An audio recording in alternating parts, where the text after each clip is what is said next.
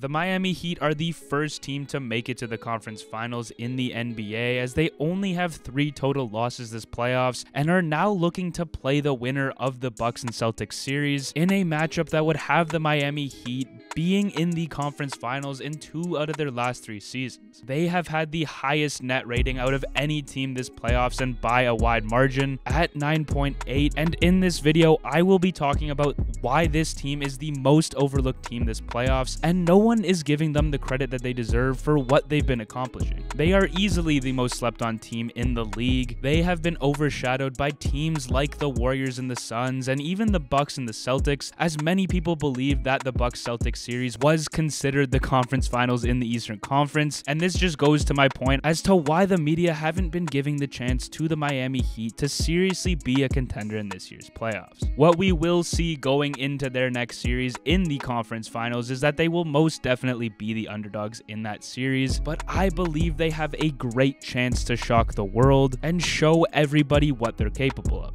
It definitely all starts with Jimmy Butler, as he's had an incredible 2022 playoffs so far, ranking 4th in the entire NBA in points per game this playoffs with 28.7 points per game, averages 7.6 rebounds, 5.4 assists, leads the league in steals per game with 2.1, and has incredible efficiency numbers as well, shooting 52.5% from the field and 36.4% from 3, and he's definitely not talked about enough for his level of play, as outside of Giannis, I think he's been playing like the second best player this playoffs, as he's been both great offensively and defensively, and his efficiency numbers on offense have been elite. But on top of this, it's just been his leadership to close out games this playoffs, which has been the story, and this is what has made him the ultimate competitor, especially when it comes to playoff basketball, as he's looking very much like that guy that we saw in the bubble in 2020, which, might I add, is the same guy that took the Miami Heat to the NBA Finals that year, as he'll do whatever it takes to win games, and it's showing in his play on the court and bleeding into the rest of this roster. And what makes this group of guys so special is that the rest of the team embodies this level of focus, as after last night's game, there were so many players and guys from the coaching staff that talked about Jimmy Butler and his play and everything that he's about on and off the court, where there was nothing but praise coming from those group of guys. And Jimmy Butler is showing us that the only thing on his mind is to win the given game that he has in front of him. Nothing else matters to him, and this is eerily similar to what Giannis's mindset is like from that standpoint, as I have so much respect for that level of focus on an NBA court, as both of them never get caught up in any of the BS outside or even inside of the game, and both of these guys have the track record to show that this mindset is what translates the good from the great players, and it allows for Jimmy Butler to be the engine of this Heat team. And right now, he has all of the confidence in the world to go out there and deliver on the court, and it's very clear that this team's success is going to go right through how well Jimmy Butler plays. But as of right now, that is looking like a great sign, as he's showing nothing but dominance this playoffs, and it's not looking like it's going to be slowing down anytime soon. On top of this, he has the excellent pieces around him that just make for an excellent roster built from the top to the bottom, where I have gone more in depth in my last Miami Heat video, so make sure to check that one out after this. But this leads us right into the thing that makes this team so special outside of Jimmy Butler, and that's Miami's defense, where this is the thing that allows this team to match up against anybody out there on the floor, as they have the second best rating in the NBA this playoffs next to the Bucks, and they have 2 Defensive Player of the Year caliber players in Jimmy and Bam Adebayo, where I will get into later in this video on how they match up against either Boston or Milwaukee in the conference finals. But so far this playoffs, we have seen nothing but greatness from these 2 guys, as Bam did a phenomenal job on Embiid in the games that he played him, holding him to average 19.8 points per game, 9.8 rebounds, as he shot a very poor 42.6% for his standards and 25% from 3. And it was everything from the way he was fronting Embiid to all of his off-ball efforts to make things as difficult as possible for him. And I know Embiid did have multiple injuries that he was suffering, but still, this doesn't take away from the fact that when you step foot onto an NBA court, the excuses don't matter, and everyone expects you to play at your highest potential. And Bam did everything he could to shut down the MVP candidate, to make him look mortal, and was a huge reason as to why they were able to pull away after the series was tied. But on top of this, it was even how the Miami Heat have been able to match up against opposing guards, as they absolutely locked up Harden in this series, as he was held to 18 points, 6 rebounds, and 7 assists, shooting 40% from the field field and 35% from 3, and a lot of this poor play did have to do with Harden's aggression on the floor, but at the same time, it was the Miami Heat that made it so difficult for him on the floor, where he was unable to get easy buckets to get his game going, and this could potentially be the series that already splits up Embiid and Harden, as Embiid came out and said after this game that this is no longer the Houston James Harden we all know and love, so there could be some beef stirring up in the pot, but the 2020 playoffs have definitely showed that there are massive regressions in James Harden's game. On top of playing extremely well on both Harden and Embiid, in the first round of this year's playoffs, they also smothered Trae Young and the Atlanta Hawks, making them look terrible offensively, who were the best half-court team in the NBA throughout the regular season, as Trae Young was held to just 15 points, 5 rebounds, and 6 assists, shooting 32% from the field and 18% from 3, as it can't be a coincidence as to why opponents' team stars have played so bad against this Miami team in this year's playoffs, as it's simply just been the case that Miami's defense has stepped up to a level that is going to allow them to match up